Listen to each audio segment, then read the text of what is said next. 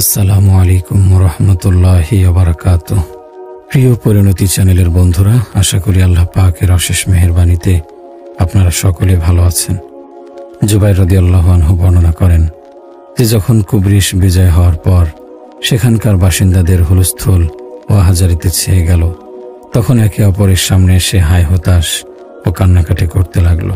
এর মাঝে আমি আবু দারদা রাদিয়াল্লাহু আনহুকে দেখতে পেলাম। তিনি একাকী বসে কাঁদছেন। আমি আরজ করলাম, হে আবু দারদা, আজ কি কান্নাকাটি করার দিন? অথচ আল্লাহ পাক ইসলাম ও মুসলমানদেরকে জিহাদের মাধ্যমে ইজ্জত ও সম্মান দান করেছেন এবং তাদের উপর আল্লাহ দয়া অনুগ্রহ করেছেন। আবু দারদা জবাবে বললেন, জুবাইর, আমি তোমার বড়। তুমি কি দেখনি যে কোনো মাখলুক যখন আহকামে ইলাহিকে ভেঙে ফেলে তখন আল্লাহ তাআলার সামনে তার ইজ্জত কি আর বাকি থাকে? চিন্তা করে দেখো, এই লোকদের কি শান শওকত ও মান মর্যাদা অর্জিত হয়েছিল না? তাদের কি কোনো বাদশা ছিল না?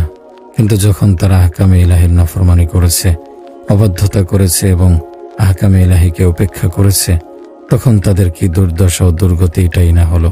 তুমি এই সব কিছু চোখের দ্বারা প্রত্যক্ষ করেছ। হ্যাঁ, এটি হলো সেই জিনিস যা জাতিকে উচ্চ আসন থেকে অতল গহ্বরে নিক্ষেপ করেছে। আল্লাহ তাআলার অবাধ্যতা ও নাফরমানি অন্তরের মহব্বতকে খতম করে তার মাঝে ঘৃণা দিয়ে ভরপুর করে দিয়েছে। আর এই কারণেই বড় বড় জাতির উপর আল্লাহর আযাব পতিত হয়েছে। এই জিনিসকেই গুনাহ বলা হয়। অন্য একটি স্থানে নবী করিম সাল্লাল্লাহু আলাইহি সাল্লাম গুনাহের সংজ্ঞা দিয়েছেন। নওয়াস বিন সামান রাদিয়াল্লাহু আনহু থেকে বর্ণিত, তিনি বলেন, আমি রাসূলুল্লাহ সাল্লাল্লাহু আলাইহি সাল্লামকে নেকি ও গুনাহের ব্যাপারে জিজ্ঞেস করলাম। তখন তিনি ইরশাদ করেন, নেকি উত্তম চরিত্রের নাম, আর গুনাহ হলো তা যা তোমার বক্ষের মাঝে প্রভাব বিস্তার করে এবং লোকেরা সেটি জানুক তা তুমি অপছন্দ করো। বর্তমান সমাজের অবস্থা তখনকার সময় থেকে বহুগুণ বেশি খারাপ হয়ে গেছে। মানুষজন প্রকাশ্যে লোকচক্ষুর সামনেই গুনাহ করে বেড়ায়। গুনাহে লিপ্ত হওয়ার পর তাদের কাছে সামান্য পরিমাণ অনুতাপ ও অনুশোচনাও হয় না। তাদের অন্তরে পেরেশানির কোনো চিহ্ন, আলামত ও প্রভাব থাকে না, বরং তার বিপরীতে এ সকল গুনাহ করে খুশি ও গর্ব অনুভব করা হয়।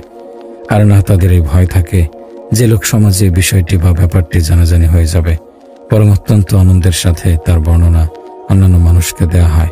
দেখা যায় আজকাল আমাদের সমাজ ব্যবস্থায় স্কুল, কলেজ ও মহল্লার অলিগলিতে গান বাদ্যের প্রতিযোগিতার আয়োজন হচ্ছে। ব্যাপক হারে জুয়া খেলা চলছে। ফ্যাশন শোর নামে অশ্লীলতা, বেহায়াপনা, নোংরামি এবং উলঙ্গপনার প্রতিযোগিতা চলছে। সাহিত্যের নামে অশালীন যৌন সুরসুরিমূলক কবিতার আসরের আয়োজন সরগরম হচ্ছে। কৌতুকের নামে অশ্লীলতার আড্ডাবাজি জমছে। এভাবে পরিধেয় বস্ত্র নির্বাচনের জন্য ফ্যাশন শো করাটা গুনাহের বাজার নয় কি? আর ফ্যাশন শোর চেয়ে বেশি সৌন্দর্য প্রদর্শনের প্রতিযোগিতা এগিয়ে যাচ্ছে না? কৌতুকের নামে মিথ্যাচার করার স্টেজ কি প্রস্তুত করা হয় না? এমনকি অবস্থা এতটাই সঙ্গীন হয়ে গেছে, কোনো ব্যক্তি সৎ পথে চলতে চাইলে তাকে মৌলবাদী, একঘেয়ে, ঘরকোণে ও সন্ত্রাসবাদীর মতো উপাধিতে ভূষিত করা হয়। আর চেষ্টা করা হয় তাকে যেন কোনো না কোনোভাবে ডিজার্ট করা যায়। যখন গুনাহ ব্যাপক আকারে ছড়িয়ে পড়ে, গুনাহের সয়লাভ হয়, রাষ্ট্রীয়ভাবে তার বৈধতা অর্জন হয়ে যায় এবং সৎ অনেক কাজকে দাবিয়ে রাখার চেষ্টা করা হয়, তখন বুঝে নিতে হবে সেই সমাজ ধ্বংসের দ্বার প্রান্তে। লাঞ্ছনা ও অপমান তার ভাগ্যলিপি হয়ে গেছে। দুনিয়াতে ভালো খারাপ কাজের শক্তিসমূহ এক ব্যয়িত সময়ের আমল। যদিও প্রতিটি মানুষ স্বাভাবিকভাবে জানে যে খারাপ কাজে লিপ্ত হওয়া তার জন্য ক্ষতির কারণ হবে, তার অসফলতা, নৈরাশ্য, বদনামি হওয়া এবং কুখ্যাতি লাভ করার কারণ হবে।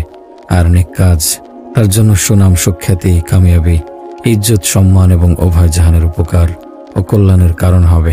কিন্তু এমন কি কারণ থাকতে পারে যে ব্যাপক আকারে ইনসান এসব কিছু জানা বোঝার পরেও সেগুলো তাদেরকে খারাপ কাজে ও গুনাহে নিমজ্জিত করে? যখন ব্যক্তি কোনো কাজ করতে শুরু করে তখন তার ভালো খারাপ বাহু উভয়টি তার সামনে থাকে এবং ব্যক্তি তাদের ক্ষতি ও কদর্য তাকে বুঝতেও পারে। কিন্তু যখনই আমলের সময় আসে তখন তার হাত, পা, জবান, চক্ষুদয় এবং কর্ণদয় সবকিছুই খারাপ ও মন্দ কাজের দিকে লাফালাফি করতে থাকে। ওই সময় মানুষ সামান্য সময়ের জন্য বিশ্রাম নিয়ে চিন্তা ফিকির পর্যন্ত করে না যে সে কি করছে। যদি কখনো সামান্য সময়ের জন্য এমন ভাবনা এসেও যায়, তবে তাকে আকস্মিক এক ধাক্কা দেয়। সাধারণত গুনাহের প্রতি ধাবিতকারী জিনিস তিনটি, যথা নারী, ধন দৌলত, জায়গা জমি। মানুষকে গুনাহের মধ্যে নিমজ্জিত করার ক্ষেত্রে নারী হলো মৌলিক একটি বস্তু। নারীকে পাওয়ার আকাঙ্ক্ষা ও লোভে মানুষ অনেক বড় বড় গুনাহে নিমজ্জিত হয়ে যায়। এমনকি কখনো কখনো হত্যা, লুটপাট ও ডাকাতি পর্যন্ত করে ফেলে। আর চারিত্রিক ব্যাধি তো তার প্রথম স্টেজ। মহিলাদের ফিতনার ব্যাপারে শনাক্ত করতেই রাসূলুল্লাহ সাল্লাল্লাহু আলাইহি সাল্লাম ইরশাদ করেন, আমি দুনিয়া থেকে যাবার পর আমার উম্মতের পুরুষদের জন্য সবচেয়ে ক্ষতিকারক ফিতনা হিসেবে মহিলাদের ফিতনাকে দেখছি। নারীকে পাওয়ার আশায় বৈধ ও অবৈধ উপায় অবলম্বন করা হয়, কেননা কোনো না কোনোভাবে নিজের পছন্দের মেয়েকে পাওয়া জীবনের মাকসাদ ও উদ্দেশ্য বানিয়ে নেওয়া হয়। রাসূলুল্লাহ সাল্লাল্লাহু আলাইহি সাল্লাম ইরশাদ করেন, আমলের নির্ভরশীলতা হলো নিয়তের মাঝে। প্রত্যেকের জন্য তাই রয়েছে যার নিয়ত সে করেছে। সুতরাং তাই যার হিজরত হবে দুনিয়া লাভের বা কোনো মহিলাকে বিবাহ করার উদ্দেশ্যে, সে উদ্দেশ্যই হবে তার প্রাপ্য। আল্লাহ তাআলা তাকে কোনো প্রতিদান দেবেন না। মোট কথা হলো, যে মানুষ নারী অর্জনের জন্য বড় বড় অপরাধ করে বসে, গুনাহে নিমজ্জিত হওয়ার দ্বিতীয় কারণ হলো ধন দৌলত উপার্জন করা।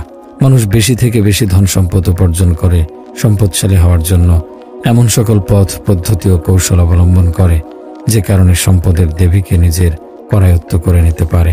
এর জন্য কারো হক মেরে দিতে হলে হক মেরে দেয়, কারো কোনো ক্ষতি করতে হলে তাই করে। চুরি, ডাকাতি, হত্যা, গুমসহ হেন অপরাধ নেই যা করতে দ্বিধা করে। রাতারাতি লাখপতি ও কোটিপতি হতে গুনাহের কণ্টকময় পথ বেছে নিতেও দ্বিতীয়বার ভাবে না। গুনাহে নিমজ্জিত হওয়ার তৃতীয় কারণ, যার দিকে মানুষের লোভ লালসা অত্যাধিক, তা হলো জায়গা জমি।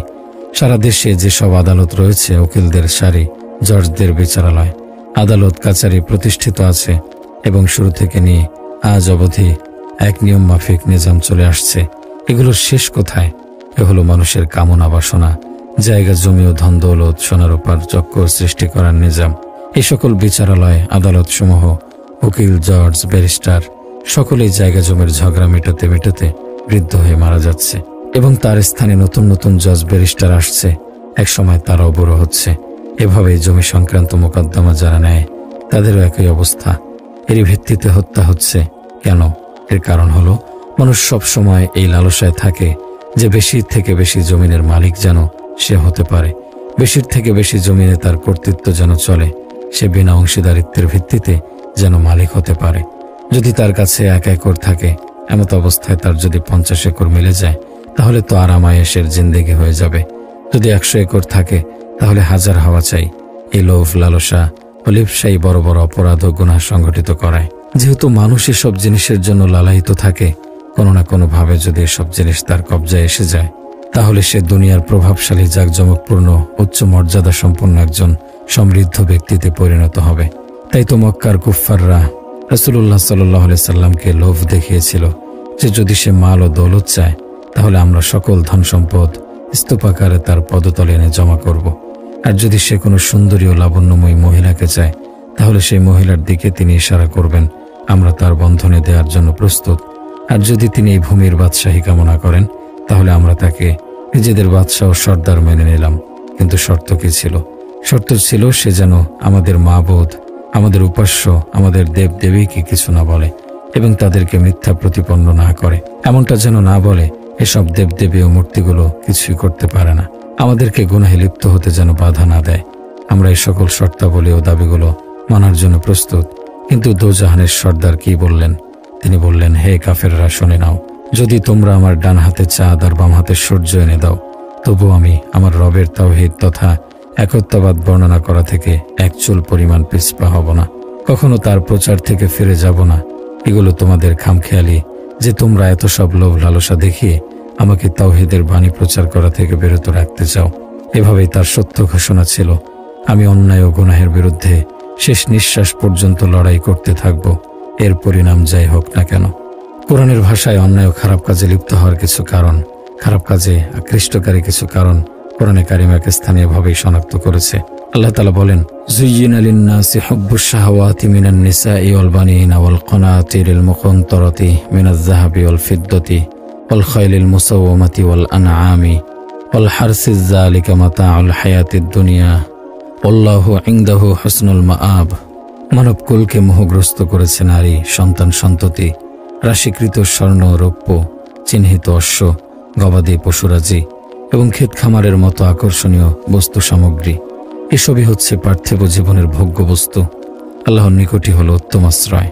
এই আয়াতে কারিমার মধ্যে আল্লাহ তাআলা সেই সব বিশেষ নিয়ামত সমূহের আলোচনা করেছেন যা তিনি নিজের বান্দাদের জন্য সৃষ্টি করেছেন এবং বিশেষভাবে সুন্দর ও মনোমুগ্ধকর রেখেছেন যে প্রত্যেক মানুষই সেদিকে মনোনিবেশ করে ও ধাবিত হয়ে যায়। সেগুলোকে হাসিল করতে হলে সম্ভাব্য সকল চেষ্টা করে, আর এই চেষ্টা প্রচেষ্টায় সে আল্লাহর অবাধ্যতা ও গুনাহের কাজও করে বসে। এমন নিয়ামত যা পেয়ে বান্দা নিজের সৃষ্টিকর্তাকে ভুলে গিয়ে তার অবাধ্যতা ও গুনাহ করে বসে, সেগুলো এই আয়াতে এভাবে বলা হয়েছে: নারী, সন্তান সন্ততি, সোনার উপর স্তূপ, ব্যাংক ব্যালেন্স, চিহ্নিত ঘোড়া, নতুন নতুন মূল্যবান গাড়ি, গবাদি পশুরাজি, বিভিন্ন পশুর খামার, ক্ষেত খামার, নারী লিপ্সা, সন্তানাদির আশা আকাঙ্ক্ষা, ধন সম্পদ, সোনারূপা, নগদ টাকা পয়সা, ব্যাংক ব্যালেন্স, নতুন নতুন দামি দামি গাড়ি, বিভিন্ন পশুর খামার, জমিনের মালিকানা ইত্যাদি। এসব কিছু কি মুমিন ব্যক্তির তো এই উদ্দেশ্য নয়। মুমিনের মাকসাদ বা উদ্দেশ্য তো কেবল আখিরাতের কামিয়াবি অর্জন। তারা তো রবের সন্তুষ্টি চায়, যাতে করে রবকে সন্তুষ্ট করে তার সুন্দর ও সৌন্দর্যমণ্ডিত জান্নাতের মালিক হতে পারে। দুনিয়ার শান শওকত ও ধন দৌলত ইত্যাদি তো তার উদ্দেশ্যই নয়। তারা এই পরিমাণ জীবিকা অর্জন করুক যার দ্বারা এই দুনিয়ায় সম্মানের জীবনযাপন করতে পারে এবং আল্লাহ তাআলার ইবাদত বন্দিগি নিয়মিতভাবে করতে সহজ হয়। যদি সে দুনিয়াবী শোভার সৌন্দর্য, বিলাসিতা এবং লোভ লালসায় পড়ে যায়, তাহলে সে গুনাহের শিকার হয়ে যাবে, যা এই সব বস্তুর সাথে প্রাসঙ্গিকভাবে জড়িত থাকে। আর এই সকল গুনাহ তাকে তার মঞ্জিল থেকে বহু দূরে নিয়ে যাবে, যা কখনোই তার মনোপুত হবে না। তাই তো সে মনে করে যে এগুলো তো পার্থিব জীবনের শোভা সৌন্দর্য ও কদিনের আরামায়েশ মাত্র। যখনই জীবন শেষ হবে, এই সকল সামানা আসবাবপত্র এখানেই যুগ যুগ ধরে পড়ে রবে। এসবের কিছুই মানুষের সাথে যাবে না। এদিকে দৃষ্টিপাত করেই আল্লাহ পাক ইরশাদ করেন: ই'লামু আন্নামাল হায়াতুদ দুনিয়া লাইবুন ওয়া লাহবুন ওয়া যিনাতুন ওয়া তাফাখুরুন বাইনাকুম ওয়া তাকাসুরুন ফিল আমওয়ালি ওয়াল আওলাদি কামাসালি গায়সিন আ'জাবাল কুফফারা নাবাতুহু সুম্মা ইয়াহিজু ফাতারাহু মুসফাররান সুম্মা ইয়াকুনু হুতামা ওয়া ফিল আখিরাতি আযাবুন শাদীদুন ওয়া মাগফিরাতুম মিনাল্লাহি ওয়া রিদওয়ানুন ওয়া মাল হায়াতুদ দুনিয়া ইল্লা মাতাউল গুরুর। তোমরা জেনে রাখো, পার্থিব জীবন ক্রীড়া কৌতুক, সাজসজ্জা, পারস্পরিক অহমিকা এবং ধন ও সন্তানাদির প্রাচুর্য ব্যতীত আর কিছু নয়। যেমন এক বৃষ্টির অবস্থা যার সবুজ ফসল কৃষকদেরকে চমৎকৃত করে, ফলে তুমি তাকে পীতবর্ণ দেখতে পাও, এরপর তা খড়কুটো হয়ে যায়। আর পরকালে আছে কঠিন শাস্তি এবং আল্লাহর ক্ষমা ও সন্তুষ্টি। পার্থিব জীবন প্রতারণার উপকরণ বই কিছুই নয়। কোরআনে হাকিমের মধ্যে আল্লাহ তাআলা জায়গায় জায়গায় ধন সম্পদ যে অস্থায়ী সে ব্যাপারে বর্ণনা দিয়েছেন, আর তার বিপরীতে আখিরাতের নিয়ামতকে দুনিয়ার নিয়ামত থেকে উত্তম, উৎকৃষ্ট এবং স্থায়ী বলে এ সকল নিয়ামত অর্জনের ব্যাপারে উৎসাহ প্রদান করেছেন। আল্লাহ তাআলা বলেন: আল্লাহু ইনদাহু হুসনুল মাআব, আল্লাহর নিকটই হলো উত্তম আশ্রয়। এর মানে হলো আখিরাতের ঘর এই অস্থায়ী দুনিয়ার ঘর থেকে উত্তম হবে। আল্লাহ তাআলা ইরশাদ করেন: আল মালু ওয়াল বানুনা যিনাতুল হায়াতিদ দুনিয়া ওয়াল বাকিয়াতুস সালিহাতু খায়রুন ইনদা রাব্বিকা সাওয়াবা ওয়া খায়রুন আমালা। ধনৈশ্বর্য ও সন্তান সন্ততি পার্থিব জীবনের সৌন্দর্য এবং স্থায়ী সৎকর্মসমূহ আপনার পালনকর্তার কাছে প্রতিদান প্রাপ্তি ও আশা লাভের জন্য উত্তম। এখন ধন সম্পদ আসবাবপত্রের হাকিকত রাসূল সাল্লাল্লাহু আলাইহি সাল্লামের ফরমানের আলোকে আপনাদের সামনে রাখা হচ্ছে, যেগুলোর কারণে মানুষ গুনাহে নিমজ্জিত হয়। ইবনে আব্বাস রাদিয়াল্লাহু আনহু হতে বর্ণিত, তিনি বলেন, আমি নবী সাল্লাল্লাহু আলাইহি সাল্লামকে বলতে শুনেছি, যদি আদম সন্তানের 2 উপত্যকা ভরা মালধন থাকে, তবুও সে তৃতীয়টার আকাঙ্ক্ষা করবে, আর মাটি ছাড়া বনি আদমের পেট কিছুতেই ভরবে না। আর যে তাওবা করবে, আল্লাহ তার তাওবা কবুল করবেন। সাইয়্যিদুনা হাকিম ইবনু হিজাম রাদিয়াল্লাহু আনহু হতে বর্ণিত, তিনি বলেন, আমি নবী সাল্লাল্লাহু আলাইহি সাল্লামের কাছে কিছু চাইলাম, তিনি আমাকে দিলেন। আমি তার কাছে আবার চাইলাম, তিনি আমাকে দিলেন। আমি তার কাছে আবার চাইলাম, তিনি দিলেন। এরপর বললেন, এ হলো ধন সম্পদ দুনিয়া। সুফিয়ানের বর্ণনা মতে নবী করিম সাল্লাল্লাহু আলাইহি সাল্লাম বললেন, হে হাকিম, এ মাল সবুজ ও সমিষ্ট, যে লোক তা খুশি মনে গ্রহণ করবে তার জন্য তাতে বরকত দেয়া হবে, আর যে ব্যক্তি তা লালসা নিয়ে গ্রহণ করবে তার জন্য তাতে বরকত দেয়া হবে না, বরং সে ওই ব্যক্তির মতো যে খায় কিন্তু তৃপ্ত হয় না, আর উপরের দাতার হাত নিচের গ্রহীতার হাত থেকে শ্রেষ্ঠ। মানুষ মনে করে গুনাহ করে, অপরাধ করে যে মাল সে একত্রিত করেছে, পুঞ্জীভূত করেছে, অতঃপর আলমারি ও লোহার সিন্দুক ভরে নিয়েছে, ব্যাংকে সংরক্ষিত করে রেখেছে, এখন এসব কিছু তার হয়ে গেছে, এসব যেন প্রকৃতপক্ষে তার ধন সম্পদ।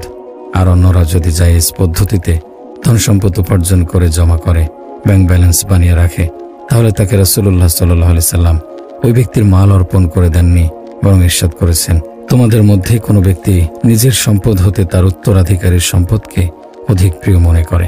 তারা সবাই জবাব দিলেন, হ্যাঁ আল্লাহর রাসূল, আমাদের মধ্যে এমন কেউ নেই যে তার নিজের সম্পদকে সবচেয়ে অধিক প্রিয় মনে করে না। তখন তিনি বললেন, নিশ্চয় মানুষের নিজের সম্পদ তাই যা সে সৎ কাজে ব্যয়ের মাধ্যমে আগে পাঠিয়েছে, আর সে পিছনে যা রেখে যাবে তা তার ওয়ারিসের মাল। দুনিয়াতে ধন দৌলত একত্রিতকারী মনোযোগ দিয়ে শুনে নাও। নবী করিম সাল্লাল্লাহু আলাইহি সাল্লাম এমন লোকদের ব্যাপারে ইরশাদ করেছেন, যে ব্যক্তি দুনিয়াতে অনেক ধন সম্পদ রেখে যাবে, আখিরাতে সে ব্যক্তি গরিব হবে। অবশ্য যাকে আল্লাহ পাক ধন দৌলত দিয়েছেন, অতঃপর সে ডানে বামে সামনে পিছনে চতুর্দিকে তা গরিব মিসকিনদেরকে বিলিয়ে দিয়েছে এবং নিজেদের ধন সম্পদকে নেক কাজে ব্যয় করেছে, সে আখিরাতে গরিব হবে না। সাইয়েদুনা আবু হুরায়রা রাদিয়াল্লাহু আনহু বর্ণনা করেন যে রাসূলুল্লাহ সাল্লাল্লাহু আলাইহি সাল্লাম ইরশাদ করেন, ধনের আধিক্য হলে ধনী হয় না, বরং অন্তরের ধনী প্রকৃত ধনী। প্রকৃতপক্ষে ধনী তো সে ব্যক্তি যার অন্তর ধনী, আর সে অন্তর খুলে নিজের ধন দৌলতকে আল্লাহর রাস্তায় জিহাদ ফি সাবিলিল্লাহর মাঝে দুই হাতে ব্যয় করে। এমন নয় যে সে জোর জবরদস্তি করে জমিয়ে রাখে। সে ব্যক্তি তো ধনী নয় যে অন্যায় কাজ, গুনাহ ও অবাধ্যতা করে টাকা পয়সা একত্রিত করে, অতঃপর সেই টাকা পয়সাকেও এমন জায়গায় খরচ করে যা বেশি গুনাহে লিপ্ত হওয়া সাব্যস্তকারী হয়। আর এটাও হাকিকত যে যখন রিজিক ও ধন সম্পদের মধ্যে আধিক্য এসে যায়, তখন স্বাভাবিকভাবেই মানুষ বিভিন্ন প্রকারের গুনাহে লিপ্ত হয়ে যায়। কেবলমাত্র সে ব্যক্তি গুনাহ থেকে বাঁচতে পারে যার উপর আল্লাহর বিশেষ অনুগ্রহ থাকে। এভাবেই জানা যায় গুনাহের কারণগুলোর মধ্যে ধন সম্পদ সবচেয়ে বড় কারণ। আল্লাহ তাআলা ইরশাদ করেন, বাল তুসিরুনাল হায়াতাদ দুনিয়া ওয়াল আখিরাতু খায়রুন ওয়া আবকা। তোমরা আখিরাতের জীবনকে অগ্রাধিকার না দিয়ে পার্থিব জীবনকে অগ্রাধিকার দাও, অথচ পরকালের জীবন উৎকৃষ্ট ও স্থায়ী। আর সেই সন্তান সন্ততি মানুষ তাদের জন্য কতই না পরিশ্রম করে থাকে, সারা জীবন ধোঁকাবাজি করে বেড়ায়। এজন্য যে এর দ্বারা মাল ও দৌলত কামাই করে সে নিজের সন্তানাদিকে সুখে রাখতে পারবে। এই সন্তানাদির সুখ শান্তির জন্য মানুষ বিভিন্ন ধরনের গুনাহে নিমজ্জিত হয়ে থাকে। এই সন্তানাদি ও ধন সম্পদের ব্যাপারেই আল্লাহ তাআলা ইরশাদ করেছেন, ওয়া'লামু আন্নামা আমওয়ালুকুম ওয়া আওলাদুকুম ফিতনাতুন ওয়া আন্নাল্লাহা ইনদাহু আজরুন আযীম। আর জেনে রাখো, তোমাদের ধন সম্পদ ও সন্তান সন্ততি ফিতনা ও কল্যাণের সম্মুখীনকারী। বস্তুত এই ফিতনার শিকার হওয়া থেকে বেঁচে যাওয়ার স্রোতে আল্লাহর নিকট রয়েছে মহাপ্রতিদান। সুতরাং জানা গেল, দয়াময় আল্লাহ তাআলা আমাদেরকে বলেছেন, এই নারী সন্তানাদি ও তাদের নিয়ে ইজ্জত সম্মান, এই ছেলে মেয়ে ধন সম্পদ, গাড়ি বাড়ি, বাংলো, ফ্যাক্টরি, জায়গা জমি, এসবই বিভিন্ন প্রকার জিনিসের সমষ্টি, যেগুলো বিক্রি করে সম্পদ কামাই করা যায়। ব্যাংক ব্যালেন্স, বাড়ি গাড়ি, ব্যবসা বাণিজ্য, এগুলোর সবকিছু তারই ধারাবাহিকতা, যার ভিত্তিতে মানুষ লোভ লালসার শিকার হয়ে যায়। তারপর তার সেই লোভ লালসা আরো বেড়ে যায়, এক পর্যায়ে সে গুনাহে লিপ্ত হয়ে যায়। আর ব্যক্তি সম্পদ অর্জনের জন্য দুনিয়াবী প্রভাব প্রতিপত্তি পাওয়ার আশায় শান শওকত দাপুটে হওয়ার, ধন সম্পদ, মিথ্যা সম্মান, আড়ম্বরতা ও জাকজমকের জন্য এবং নিজেদের মাতব্বরি প্রতিষ্ঠা করার জন্য আল্লাহ তাআলা নির্ধারিত সীমাকে ভেঙে ফেলে, বাড়াবাড়ি ও সীমা লঙ্ঘন করে। অথচ প্রকৃত বাস্তবতা হলো, এই সব কিছু অস্থায়ী বিষয়াদি, মুমিনদের জন্য পরীক্ষা। এই সকল চক্কর তো কেবলমাত্র খেলতামাশা, ধোঁকা ও ফিতনা। এসব খেলতামাশা কেবল কিছুদিনের জন্য, তারপর আসল ও প্রকৃত জীবনযাপনের ধাপ শুরু হবে, যা জান্নাতের হোর গেলমানদের মাঝে জলপ্রপাত, ঝর্ণাধারা, দুধ ও মধুর নহরের মাঝে জান্নাতের চিরস্থায়ী জীবনের স্বাদ। এমন জীবন যার কোনো শেষ নেই, যার কোনো ইন্তিহা নেই, অন্ত নেই। তাই হে বান্দা, যদি তুমি আমাকে মিথ্যা প্রতিপন্ন না করো, গুনাহে নিমজ্জিত না হও, তাহলে আমার কাছে উপরে উল্লেখিত দুনিয়ার নিয়ামত থেকে অনেক উত্তম সওয়াব ও প্রতিদান রয়েছে, যার ধারণাও তুমি করো না। ইনদাহু আজরুন আযীম। অবশ্যই আমার নিকট তোমাদের জন্য রয়েছে মহা পুরস্কার। এখন তুমি নিজেই ফয়সালা করে নাও যে জান্নাত ও ইলাহির সন্তুষ্টির মতো নিয়ামত শামিলকারী এই প্রতিদান চাও, নাকি দুনিয়ার কয়েকদিনের খেলতামাশা চাও। রাসূলুল্লাহ সাল্লাল্লাহু আলাইহি সাল্লাম নিজেও গুনাহ পরিত্যাগকারীকে এই মহান সুসংবাদ দিয়েছেন, যে কোনো ব্যক্তি আল্লাহর সন্তুষ্টি হাসিল করার জন্য কোনো গুনাহ পরিত্যাগ করে, তাহলে অবশ্যই আল্লাহ তাআলা তাকে গুনাহ পরিত্যাগ করার প্রতিদান স্বরূপ তার চেয়ে উত্তম প্রতিদান অথবা বদলা দিবেন। মানুষ যখন উপরোক্ত জিনিসের জন্য একবার গুনাহ করে বসে, আর তখনই শয়তান পিছনে ভালোভাবে লেগে যায়, কারণ কখন জানি তার বোধশক্তির মাঝে ধরা পড়ে যায় যে কাজ করেছে তাতে সে ভুল করেছে। শয়তান ওই গুনাহগার ব্যক্তিকে তার কৃত গুনাহটি গুনাহ নয় এই কথাটা প্রমাণ করার জন্য এমন এমন দলিল ও ব্যাখ্যা বোঝায় এবং অন্তরের ভেতরে গেঁথে দেয় যে যদি কেউ তাকে বোঝাতে আসে যে এমন কাজ করো না, এমন কাজ করলে গুনাহ হয়ে যাবে, আল্লাহ তাআলা অসন্তুষ্ট হবেন, তাহলে সে উল্টো তাকে শয়তানের প্রস্তুতকৃত দলিল ও ব্যাখ্যা দ্বারা নিরুত্তর করার চেষ্টা করে। সেই সব ঠুনকো দলিল দ্বারা গুনাহগার বলা থেকে নিজের প্রতিরক্ষা করে এবং নিজের পক্ষে সাফাই দেয়। সে বলে, না, আমি যা করছি সঠিক করছি, আমি তো কেবল নিজের পেট চালানোর এসব চক্কর চালাই, কাউকে হত্যা তো করি না। দুনিয়াতে এমন ব্যক্তিও তো রয়েছে যে নিজের স্বার্থ সিদ্ধির জন্য আরেকজনকে হত্যা পর্যন্ত করে ফেলে। এক্ষেত্রে আমি তো এমন ব্যক্তির চেয়েও ভালো আছি। অথবা সে বলে, আরে ভাই ছাড়ুন না, দেখেছি কত নামাজে নামাজ পড়ে, কত হাজি হজ করেছে, 5 ওয়াক্ত নামাজও পড়ে, তারপর আবার মানুষের গলায় নাজায়েজ ফায়দার ছুরি চালিয়ে দেয়, মিথ্যা বলে ইত্যাদি আর কত কি ফায়দা দিয়েছে তাহলে এসব নামাজ আর হজ করা? আমরা তো এসব নামাজি ও হাজিদের থেকে ভালো আছি, যারা নামাজ কালাম পড়ে আবার উল্টাপাল্টাও করে।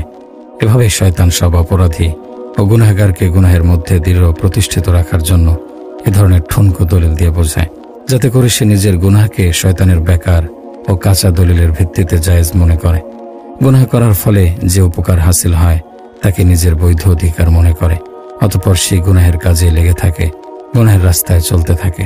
মানুষ যখন গুনাহের কাদামাটিতে আটকে যায় তখন কোনো কোনো দূরদর্শী ব্যক্তির অন্তরে চোট লাগে, ধাক্কা লাগে। সে কখনো কখনো চিন্তা করে যে আমরা গুনাহের ঘুরপাকে খারাপভাবে ফেসে গেছি, এখন এই গুনাহের চক্কর থেকে বের হওয়ার কি চেষ্টা তদবির হতে পারে। এ পর্যায়ে এসেও শয়তান নতুন এক দাবার গুটি চালিয়ে সফলতার সাথে সে বিজয়ী হয়। সেই ব্যক্তির জেহেনের মধ্যে ওয়াসওয়াসা ঢেলে দেয়, যদি তুমি এই ব্যবসা ছেড়ে দাও তাহলে না খেয়ে মারা যাবে, তোমার জীবন ধ্বংস বরবাদ হয়ে যাবে, তোমার স্ট্যাটাস, তোমার পদমর্যাদা, সোসাইটির মাঝে ইজ্জত সম্মান, তোমার প্রভাব প্রতিপত্তির শান শওকত সব খতম হয়ে যাবে, তোমার আশপাশ থেকে তোমার চাকর বাকর সব পালিয়ে যাবে, কেউ তোমার উপর ইশারায় কাজ করবে না, তুমি পা ঘষতে ঘষতে মরে যাবে, কিন্তু তোমার মুখে পানি ঢালার জন্যও কেউ আসবে না। দেখছো না কত কত হাজি আর নামাজি সবসময় মসজিদে গিয়ে সিজদাকারীরা বেকার চলাফেরা করছে, ধোঁকা খেয়ে ফিরছে। এই ইবাদত, রিয়াজত আর মাথা ঘষার মাধ্যমে তাদের কি কোনো কিছু মিলেছে? কোনো কিছু কি তারা পেয়েছে এসব করে? সমাজের তৃতীয় স্তরের বাসিন্দা হলো তারা। সমাজের কেউ তাদেরকে ইজ্জত সম্মান দেয় না, আর তুই না, এই ব্যবসাকে ছাড়বে না। কত না কষ্ট করেছো তুমি এটি দাঁড় করাতে, আর এই পর্যায়ে উন্নীত করতে। রাষ্ট্রের উচ্চ পদস্থ আরামপ্রিয় বিলাসীদের সাথে সম্পর্ক করলে তাদের ঘর ভরপুর হয় আর তোমার দম ভরে। সবাই তোমার দ্বারা সুখে শান্তিতে আছে, তোমাকে সবাই ইজ্জত দেয়, সালাম করে। এতটুকু মেহনতের পর তুমি যেখানে যাও লোকেরা দৃষ্টি বিছিয়ে দেয়, তোমাকে নিজেদের বিশেষ মেহমান বানায়, তোমার কাছ থেকে ফান্ড নেওয়ার জন্য অনুষ্ঠান করে, তোমাকে দাওয়াত দেয়, পত্র পত্রিকায় তোমার ছবি ছাপা হয়। তোমার দান করার পর সবাই তালি বাজায়। তোমার হাত থেকে পুরস্কার হাসিল করতে মেডেল ও সনদ হাসিল নিজেদের জন্য খুশনসিবি মনে করে এবং সৌভাগ্যের বিষয় মনে করে। অতএব দেখো যে এই সিলসিলা যেন ছুটে না যায়, অন্যথায় তুমি ধ্বংস বরবাদ হয়ে যাবে। আর কোনোদিন কোনো ফুটপাতে পা ঘষতে ঘষতে মরে যাবে, তখন তোমাকে চেনে এমন কেউ থাকবে না সেখানে। এভাবেই শয়তান তার সামনে গুনাহ, অবাধ্যতা, আল্লাহর নাফরমানিতে ভরা জীবনকে অত্যন্ত সুন্দর ও সুশোভিত করে তার সম্মুখে মেলে ধরে। এ বিষয়টিকে আল্লাহ তাআলা কোরআন কারিমের মধ্যে এভাবে আলোচনা করেছেন, যুজ্জিনা লিল্লাযীনা কাফারুল হায়াতুদ দুনিয়া ওয়া ইয়াসখারুনা মিনাল্লাযীনা আমানু ওয়াল্লাযীনা ইত্তাকাউ ফাওকাহুম ইয়াওমাল কিয়ামাতি আল্লাহু ইয়ারযুকু মান ইয়াশাউ বিগাইরি হিসাব। পার্থিব জীবনকে কাফিরদের জন্য, দ্বীন ইসলামকে অস্বীকারীদের জন্য সুশোভিত করে দেয়া হয়েছে। যখন তারা ইমানদারদেরকে দুনিয়ার দৃষ্টিতে তাদেরকে সুখী না দেখে তাদের প্রতি লক্ষ্য করে হাসাহাসি করে। পক্ষান্তরে যারা পরহেজগার তারা সেই কাফেরদের তুলনায় কিয়ামতের দিন অত্যন্ত উচ্চ মর্যাদায় থাকবে, আর আল্লাহ যাকে ইচ্ছা সীমাহীন রুজি দান করেন। অন্য এক স্থানে আল্লাহ তাআলা ইরশাদ করেন, কাযালিকা যুয়্যিনা লিল কাফিরিনা মা কানু ইয়ামালুন। এমনইভাবে কাফেরদের দৃষ্টিতে তাদের কাজকর্মকে সুশোভিত করে দেওয়া হয়েছে। অতএব যে সকল কাজ সত্যকে অস্বীকারী কাফিররা করে বেড়াচ্ছে, এসবই তাদের নিকট সুন্দর ও সুশোভিত করে দেওয়া হয়েছে। এই সকল খারাপ কাজগুলো তাদের নিকট খারাপই মনে হয় না, তাহলে তা পরিত্যাগ কেমনে করবে? অন্য আরেক স্থানে আল্লাহ তাআলা আরো সুস্পষ্ট আকারে বর্ণনা করেন এভাবে, যুয়্যিনা লাহুম সুউ আমালিহিম আল্লাহু লা ইয়াহদিল কওমাল কাফিরিন। তাদের মন্দ কাজগুলো তাদের জন্য শোভনীয় করে দেয়া হলো, তাই তারা শিয় কুফরি থেকে ফিরে আসে না। আর আল্লাহ কাফির সম্প্রদায়কে হিদায়াত করেন না। আরেক জায়গায় আল্লাহ পাক নিজেদের গর্হিত গুনাহের কাজগুলো ভালো উত্তম কাজ যারা মনে করে তাদের সম্পর্কে সুস্পষ্টতার সাথে তাদের গুমরাহ তথা পথভ্রষ্ট হিসেবে নির্ধারিত করেন। তিনি ইরশাদ করেন, আফামান যুয়্যিনা লাহু সুউ আমালিহি ফারাআহু হাসানান ফাইন্নাল্লাহা ইউদিল্লু মান ইয়াশাউ ওয়া ইয়াহদি মান ইয়াশাউ ফালা তাযহাবু নাফসুকা আলাইহিম হাসারাতিন ইন্নাল্লাহা আলিমুম বিমা ইয়াসনাউন।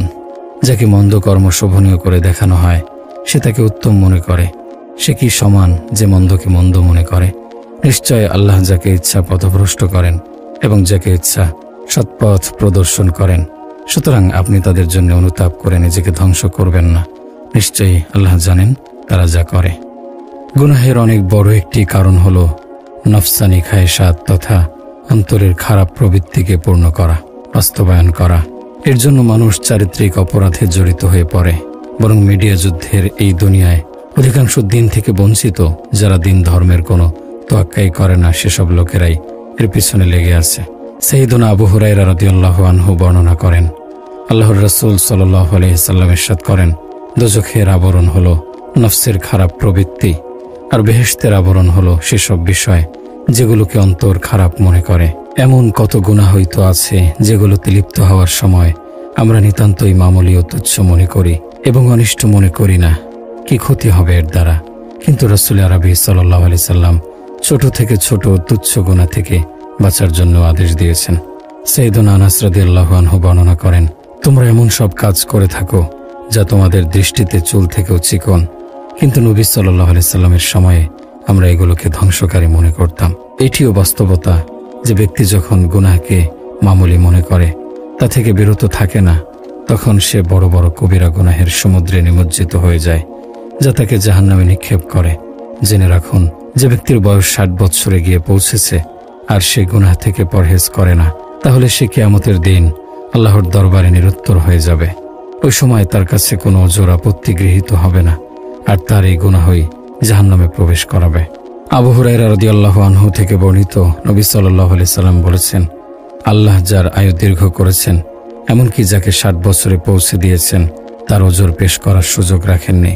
মানুষের বড় একটি দুর্বলতা হলো সে তার ইচ্ছামতো গুনাহের কাজ করতে থাকে আর ভাবতে থাকে, এখনো তো দীর্ঘকালের আয়ু বাকি রয়ে গেছে, এখন আর কতই বা বয়স হয়েছে, যখন বৃদ্ধ হয়ে যাব তখন তাওবা করে নেব, এখন অনেক সময় আছে, এখন এই কাজ জরুরি নয়, এটা আগে করে নেই, তারপর এক সময় আল্লাহ তাআলার কাছে ক্ষমা চেয়ে নেব।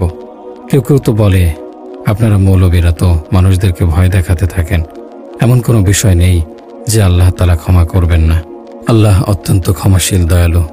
বাহ, কত সুন্দর যুক্তি তাদের। আর বদবখত সে ব্যক্তি যে আল্লাহর রহমতকে ঢাল ও বাহানা বানিয়ে গুনাহ করে যায়।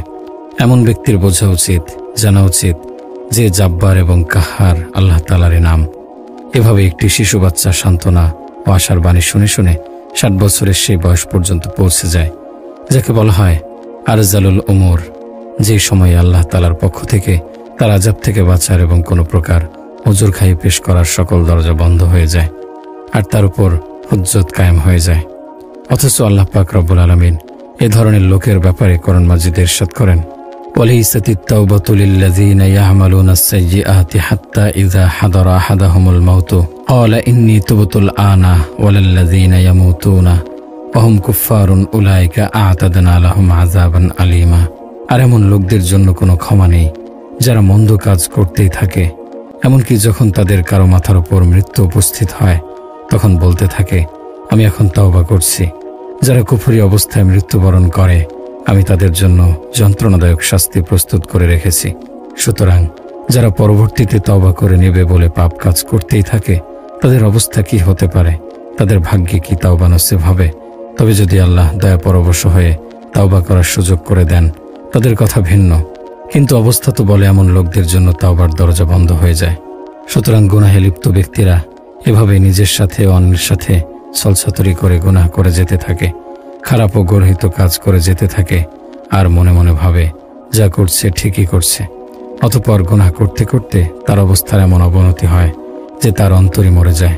এখন সে গুনাহ ও পাপাচারের বিরুদ্ধে আওয়াজ ওঠানো ব্যক্তিদের বিরুদ্ধে কদম ওঠানোর জন্য যে কোনো প্রকারের কার্যক্রম গ্রহণ করে। এই হলো দুর্ভাগার শেষ পর্যায়, যে তার অন্তর মরে যাওয়া শুরু করে এবং আস্তে আস্তে অন্তর একেবারে অন্তরের মৃত্যু হয়ে যায়। আল্লাহর রাসূল সাল্লাল্লাহু আলাইহি ওয়াসাল্লাম এ ব্যাপারে ভীতি প্রদর্শন করার জন্য নিম্নবর্ণিত হাদিসে আমাদেরকে রাহনুমাই করেন, আমাদেরকে সঠিক পথ দেখান। সাইয়েদনা হযরত আবু হুরায়রা রাদিয়াল্লাহু আনহু থেকে বর্ণিত, তিনি বলেন, রাসূলুল্লাহ সাল্লাল্লাহু আলাইহি সাল্লাম ইরশাদ করেছেন, অবশ্যই যখন মুমিন কোনো গুনাহ করে ফেলে তখন তার অন্তরের মধ্যে একটি কালো দাগ পড়ে যায়। অতঃপর যখন সে তাওবা করে নেয়, গুনাহকে পরিত্যাগ করে এবং আল্লাহ তাআলার নিকট ক্ষমা প্রার্থনা করে, তখন তার অন্তরের সেই কালো দাগটি মুছে দেওয়া হয়। আর যদি সে তাওবা করার পরিবর্তে বেশি বেশি গুনাহ করে, তাহলে এই গুনাহের আধিক্যতার কারণে তার অন্তরও বেশি কালো হয়ে যায়। অবশেষে সেটি তার অন্তরকে ঢেকে ফেলে। এ হলো সেই মরিচা যার ব্যাপারে আল্লাহ তাআলা কোরআন মাজিদে বলেছেন, এটা কখনো নয়, বরং তাদের অন্তরের ওপর গুনাহের মরিচা লেগে আছে, যা তারা প্রতিনিয়ত উপার্জন করেছে। হাদিসটি ইমাম তিরমিজি ও ইমাম ইবনু মাজাহ রিওয়ায়াত করেছেন। আর ইমাম তিরমিজি বলেন, হাদিসটি হাসান সহিহ। মানুষ গুনাহের মধ্যে নিমজ্জিত হওয়ার বড় একটি কারণ হলো তাকওয়া ও খোদাভীতি শেষ হয়ে যাওয়া। কেননা তাকওয়া ও খোদাভীতি এমন একটি শক্তি যা মানুষকে গুনাহ ও অবাধ্যতা থেকে বাঁচিয়ে রাখে। এই শক্তির উপস্থিতিতে মুমিন ব্যক্তির মন মগজের মধ্যে সবসময় এই চিন্তা ভাবনায় থাকে যে প্রতিটি সময়ের কার্যক্রমগুলো নোট করা হচ্ছে, লিপিবদ্ধ করা হচ্ছে, তার আমলের রেকর্ড প্রতিনিয়ত তৈরি করা হচ্ছে। দুই ফেরেশতা আল্লাহর পক্ষ থেকে ডিউটিরত আছে, যারা প্রতিটি মুহূর্তের হিসাব এবং তার ছোট থেকে ছোট কাজের নোটও করছে। তাই আসল ব্যাপারটা যখন তার ভালোভাবে বুঝে আসে, তারপর থেকে কোনো সময় কোনো কাজ করার পূর্বে সে অবশ্যই ভাবে যে কোথাও আবার এ কাজটি আমার মাবুদের অসন্তুষ্টির কারণ তো হয়ে যাবে না। অতএব আল্লাহ তাআলার ভয় ও আশঙ্কা তাকে গুনাহে লিপ্ত হওয়া থেকে ফিরিয়ে রাখে ও গুনাহ থেকে তাকে বাধা প্রদান করে। কিন্তু যখনই আখিরাতের প্রতি মানুষের পরিপূর্ণ একই নদীরও বিশ্বাস না থাকে, তখনই মরার পর আখিরাতে আমাদেরকে আমাদের রবের দরবারে নিজেদের আমলের ব্যাপারে জবাবদিহি করতে হবে, সেই ধ্যান ও খেয়ালটাও তার অন্তর থেকে বেরিয়ে যায়। এমন ব্যক্তি বিনা দ্বিধায় কোনো ভয়ভীতি না রেখে গুনাহের কাদামাটিতে গড়াগড়ি খেতে থাকে আর নিজের এই দুর্গন্ধময় চিন্তা ভাবনার প্রচার প্রসার করতে থাকে, যেহেতু 4 দিনের জীবন, এনজয় করে নাও, মৌজ মাস্তি করে নাও, জানা নেই সামনে কি আছে। এমন যেন না হয় যে এখানকার আরামায়েশ ও ভোগ বিলাস থেকেও মাহরুম হতে হয় আর সামনের জিন্দেগিতেও কিছু না মেলে। কেউ তো বলে, যদি সব গুনাহ হয়ে থাকে তাহলে এখানকার সবাই এমন করে যাচ্ছে, তাহলে সবাই খারাপ, বাকি রইল হিসাব কিতাবের ব্যাপারটি।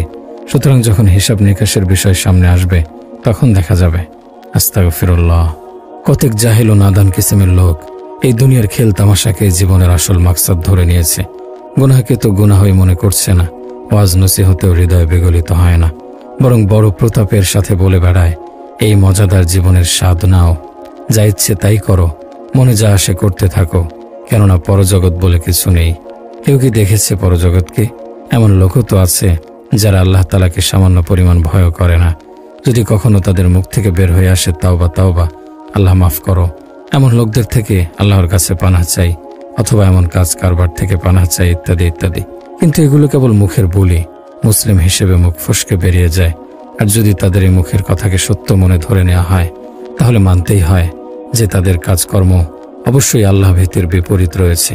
অতএব প্রকৃতপক্ষে খোদাভীতি, তাকওয়া ও পরহেজগারি হলো গুনাহে লিপ্ত হওয়াকে বাধা প্রদান করে আখিরাতে কামিয়াব ও সফল বানায়। আল্লাহ তাআলা কোরআনে হাকিমের মধ্যে তার ভয়ে ভীতদের উঁচু মর্তবার কথা বর্ণনা করেছেন। ওয়ালিমান খাফা মাকাম রাব্বিহি জান্নাতান, যে ব্যক্তি তার পালনকর্তার সামনে দাঁড়িয়ে জীবনের হিসাব নিকাশ দেওয়ার জন্য পেশার ভয় রাখে, তার জন্য রয়েছে 2টি উদ্যান। এর মানে হলো আল্লাহকে ভয় করতে করতে জীবন অতিবাহিত করেছে এবং এর ভিত্তিতে গুনাহ থেকে বেঁচে থেকেছে।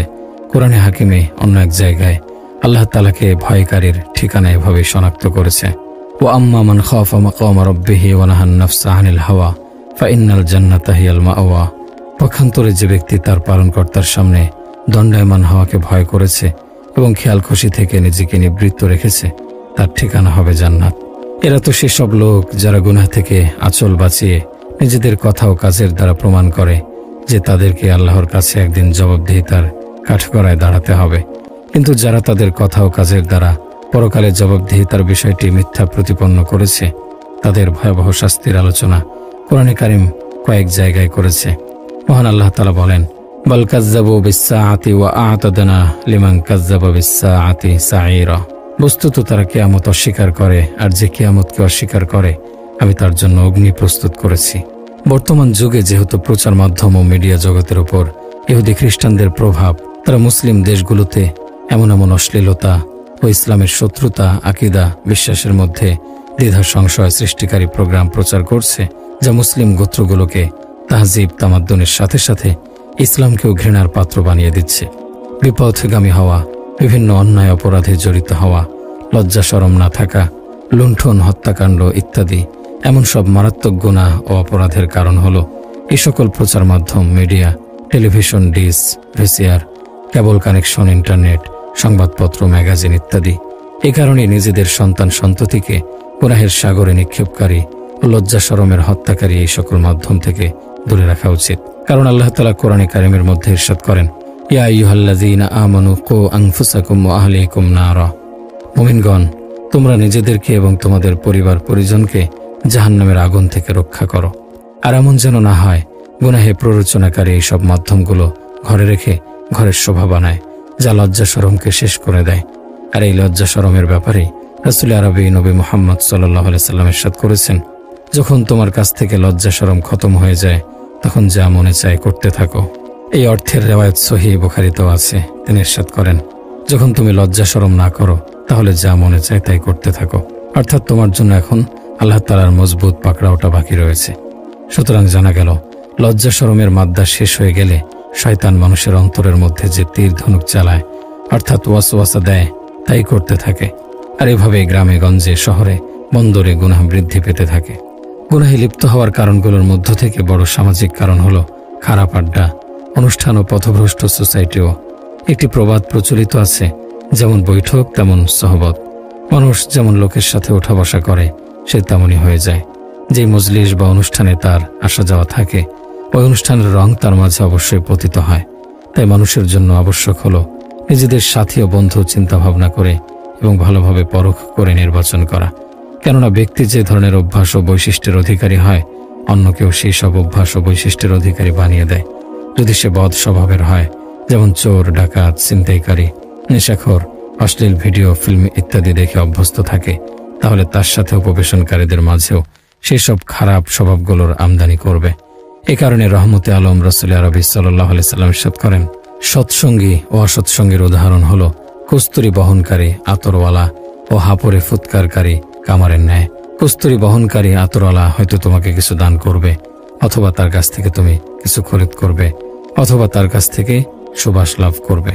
আর হাপর ফুৎকারকারী কামার হয়তো তোমার কাপড় পুড়িয়ে দেবে, অথবা তুমি তার কাছ থেকে দুর্গন্ধ পাবে। এই মূল্যবান হাদিসে আল্লাহর রাসূল সাল্লাল্লাহু আলাইহি সাল্লাম স্পষ্ট করেছেন, একজন সাথীর ভালো খারাপ স্বভাবের প্রভাব অপর সাথীর ওপর অবশ্যই পতিত হয়।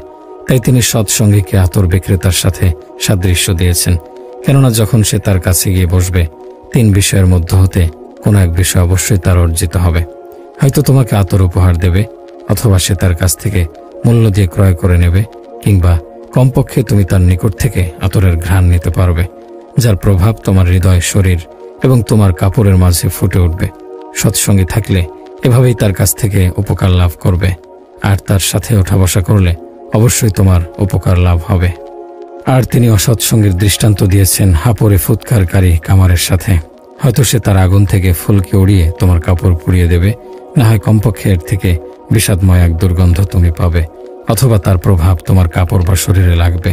এমনই হলো অসৎসঙ্গী, যে তার সাথে বসার কারণে নিশ্চিতভাবে তোমার ক্ষতি হবেই। তবে এতে কোনো সন্দেহ নেই যে এক এক মানুষের মেজাজ বা স্বভাব এক এক ধরনের হয়ে থাকে।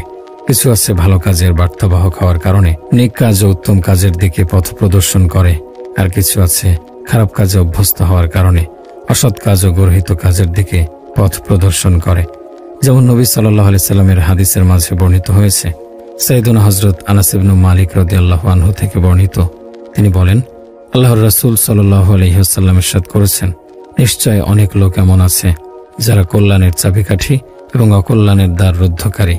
পক্ষান্তরে এমন লোকও আছে যারা অকল্যাণের দ্বার উন্মোচনকারী এবং কল্যাণের পথ রুদ্ধকারী।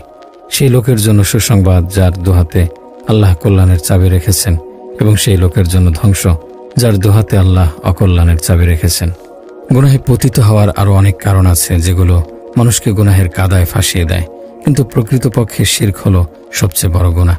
কেননা শিরক এমন গুনাহ যে গুনাহে লিপ্ত হওয়ার পর মানুষ সর্বপ্রকারের গুনাহ করতে থাকে। এর কারণ আকীদায়ে তাওহীদ চলে যাওয়া। আর আকীদায়ে তাওহীদ মানব বিবেককে সুস্থ ও সঠিক রাখে। যখন মানুষ শিরকে লিপ্ত হয় তখন তার বিবেক মারা যায়। অতঃপর যখন বিবেক বুদ্ধি থাকে না, তখন তার কাছে নেকি ও বদির আর কোনো পার্থক্য বাকি থাকে না। বুখারী ও মুসলিমের মধ্যে রয়েছে, সাইয়েদুনা আব্দুল্লাহ ইবনে মাসউদ রাদিয়াল্লাহু আনহু আল্লাহর রাসূল সাল্লাল্লাহু আলাইহি সাল্লামকে জিজ্ঞেস করলেন, হে আল্লাহর রাসূল, আল্লাহর নিকট সবচেয়ে বড় গুনাহ কোনটি? তিনি বললেন, কাউকে আল্লাহর সমকক্ষ স্থির করা, অথচ তিনি তোমাকে সৃষ্টি করেছেন। যখন সে শিরকের মতো গুনাহ করে ফেলল, তখন এই শিরকের বদ আসর ও প্রভাব তার উপর এমনভাবে পতিত হলো যে সর্বপ্রকার গুনাহ করতে সে এখন কোনো ভয় পায় না। বিনা দ্বিধায় সে গুনাহ করে যেতে থাকে। এখন শেষ জামানার পয়গম্বর হযরত মুহাম্মদ সাল্লাল্লাহু আলাইহি সাল্লামের আদেশের বিপরীতে বিভিন্ন দল উপদলের কথা ও তাদের আদেশ মানাকে জরুরি মনে করে। তারা খতমে নবুয়তের উদ্দেশ্যও ভুলে যায়। যেভাবে রাসূল সাল্লাল্লাহু আলাইহি সাল্লামের নবুয়তের পরে আর কোনো নবুয়ত নেই, সেভাবে তার কথা ও আদেশের পর কারো আদেশ চলতে পারে না। কিন্তু তারা তাদের পীর, ফকির, দরবেশ, বাবা ও পাগল, মাজজুব, নেংটা ফকির, ভণ্ড, খাজা বাবার কথা ও তাদের আদেশকে রাসূল সাল্লাল্লাহু আলাইহি সাল্লামের হাদিস, তার কথা ও ফরমান থেকেও বেশি প্রাধান্য দিতে থাকে। শিরকের গুনাহে লিপ্ত হওয়ার পর আরও খারাপ অবস্থা এমন হয় যে নিজের কোনো লাভ ও ক্ষতির কারণে সে এখানে সেখানে ঘুরতে থাকে। রিজিকে প্রশস্ততা ও চাকরি পাবার আশায়, পদোন্নতি ও পরীক্ষায় সফলতা লাভের জন্য, সন্তানাদি লাভ, পেরেশানি থেকে মুক্তি ও নাজাতের আশায় আল্লাহ তাআলা ব্যতীত তারই মখলুককে ডাকে। মখলুকের কাছে মুশকিল আসানের জন্য যায়। নজর ও মান্নত মখলুকের নামে দেয়। তাজিমে সিজদার নামে লম্বা জুব্বা ও হাবাকাবা পরিহিতদের সামনে কপাল ঠেকায়। সার কথা হলো, মানুষ যখন শিরকের মতো কবিরা গুনাহে লিপ্ত হয়, তখন এমন ব্যক্তির পক্ষ থেকে সর্বপ্রকার গুনাহ ও অপরাধ সংঘটিত হওয়াটাই স্বাভাবিক। অর্থাৎ শিরক হলো এমন বড় গুনাহ যা সবচেয়ে বড় গুনাহ ও অপরাধ হওয়ার পাশাপাশি বাকি অন্য সব গুনাহের মূল উৎস। শিরক থেকেই অন্য সব গুনাহের জন্ম ও সূত্রপাত ঘটে। এই গুনাহ করার পর মানুষের কোনো শক্তি থাকে না যা তাকে অন্যান্য গুনাহ থেকে বাধা প্রদান করতে পারে, বরং অন্যান্য গুনাহে লিপ্ত হওয়াটা তার কাছে খুব সুন্দর মনে হয়। এর কারণ হলো আকীদায়ে তাওহীদ জীবনের এক মাপকাঠি ও প্রতিরোধকারী ছিল। আকীদায়ে তাওহীদের বরকত সাথে থাকার কারণে সে গুনাহ থেকে বেঁচে থাকতে পারত, আর গুনাহ তার কাছ থেকে দূরে থাকত। যখন এই প্রতিরোধকারী আর বাকি নেই, তখন তার জীবনে গুনাহ আর গুনাহ দিয়ে ভরে যায়। তাই মানুষের জন্য সকল বিষয় থেকে বেশি প্রয়োজনীয় ও আবশ্যকীয় হলো নিজের আকীদা বিশ্বাসের হেফাজত করা, যেন কখনো কোথাও ভুলেও শিরকের জালে ফেসে না যায়। পরিশেষে গুনাহ থেকে বাঁচার জন্য শেখ ইব্রাহিম বিন আদহাম রাহিমাহুল্লাহের এক ব্যক্তির সাথে নসিহতে পরিপূর্ণ একটি কথোপকথন আপনাদের সামনে পেশ করছি, যাতে করে আমাদের অনুভূতি আসে যে আমরা গুনাহ করে আল্লাহ তাআলার অসন্তুষ্টিতে লিপ্ত হচ্ছি।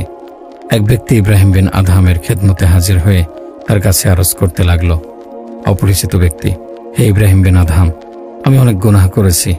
আপনার নিকট আবেদন করছি, আপনি আমাকে নসিহত করে দিন যে ভবিষ্যতে আমার নফস যেন আমাকে গুনাহে নিমজ্জিত না করতে পারে। ইব্রাহিম বিন আদহাম বললেন, যদি তুমি 5 বিষয়ের উপর সামর্থ্য অর্জন করতে পারো, তাহলে গুনাহ তোমার কোনো ক্ষতি করতে পারবে না। অপরিচিত ব্যক্তি বললেন, সে 5 বিষয় কি কি? ইব্রাহিম বিন আদহাম বললেন, প্রথম ব্যাপার হলো, যদি তুমি আল্লাহর নাফরমানি করার ইচ্ছা করো, তাহলে তার দেয়া রিজিক থেকে খেও না। অপরিচিত ব্যক্তি বললেন, তাহলে আমি কি খাবো, যেখানে সকল রিজিক তারই সৃষ্টি করা? ইব্রাহিম বিন আদহাম বললেন, নিজে চিন্তা করো তো, তোমার কাছে কেমন লাগবে যার দেয়া রিজিক থেকে খাচ্ছ তারই অবাধ্যতা নাফরমানি করবে? অপরিচিত ব্যক্তি বলল, অবশ্যই নয়। আর দ্বিতীয় বিষয়টি কি? ইব্রাহিম বিন আদহাম বললেন, যদি তার নাফরমানি করার ইচ্ছা করো, তাহলে তার দেয়া জায়গাতেও থাকবে না। অপরিচিত ব্যক্তি বললেন, এটা তো প্রথম বিষয় থেকে অনেক গুরুতর। আসমান জমিনের সবকিছু যেখানে তার সৃষ্টি করা, তখন আমি কোথায় থাকব? ইব্রাহিম বিন আদহাম বললেন, তোমার কাছে এটা কি ভালো লাগে, যার বানানো জমিনে থাকো তারই নাফরমানি করবে? অপরিচিত ব্যক্তি বললেন, কখনো নয়। আর তৃতীয় বিষয় কি? ইব্রাহিম বিন আদহাম বললেন, যখন তুমি তারই দেয়া রিজিক খাচ্ছ, তারই সৃষ্টি করার জমিনে থাকতে তুমি বাধ্য, তাহলে তুমি এক কাজ করো, এমন কোনো জায়গায় গিয়ে গুনাহ করো যেখানে তিনি তোমাকে না দেখেন। অপরিচিত ব্যক্তি বললেন, এটা কিভাবে সম্ভব যে তার কাছ থেকে গোপন থাকবো অথচ তিনি সকল প্রকাশ্য গোপন বিষয়ের উপর নজর রাখেন? ইব্রাহিম বিন আদহাম বললেন, হে আল্লাহর বান্দা, তোমার নিকট কি গ্রহণযোগ্য যে তুমি তার দেয়া রিজিক খেয়ে তারই বানানো জমিনে অবস্থান করে তাকে দেখিয়ে গুনাহ করবে? অপরিচিত ব্যক্তি বললেন, অবশ্যই না। চতুর্থ বিষয় কি?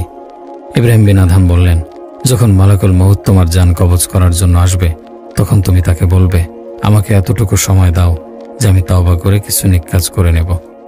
অপরিচিত ব্যক্তি বললেন, সে কখনো মানবে না। ইব্রাহিম বিন আদহাম বললেন, যখন তুমি মৃত্যুকে সামান্য সময়ের জন্য স্থগিত করিয়ে তওবা করতে সক্ষম নও, তাহলে তুমি মুক্তি ও নাজাতের আশা করে কেন বসে আছো? অপরিচিত ব্যক্তি বলল, পঞ্চম বিষয় কি? ইব্রাহিম বিন আদহাম, কিয়ামতের দিন ফেরেশতা যখন তোমাকে জাহান্নামে ফেলার জন্য নিয়ে চলবে, তখন তুমি তাদের সাথে যেও না। অপরিচিত ব্যক্তি বললেন, এটা তো সম্ভবই নয় যে সে আমাকে ছেড়ে দেবে। ইব্রাহিম বিন আদহাম বললেন, তাহলে তুমি নাজাতের আশা করে কেন বসে আছো? অপরিচিত ব্যক্তি বললেন, হে ইব্রাহিম, আমি বুঝে ফেলেছি। আমি আল্লাহর কাছে ক্ষমা চাচ্ছি এবং তার কাছ থেকে তওবা করছি। তারপর ওই ব্যক্তি ইবাদতে এমনভাবে লেগে গেল যে মৃত্যু ব্যতীত অন্য কোনো জিনিস তাকে ইবাদত থেকে আলাদা করতে পারেনি। আল্লাহ তাআলার কাছে দোয়া করছি, তিনি যেন আমাদেরকে গুনাহের সকল প্রকার মাধ্যম থেকে বেঁচে থেকে তার সন্তুষ্টি মোতাবেক জীবনযাপন করার তৌফিক দান করেন।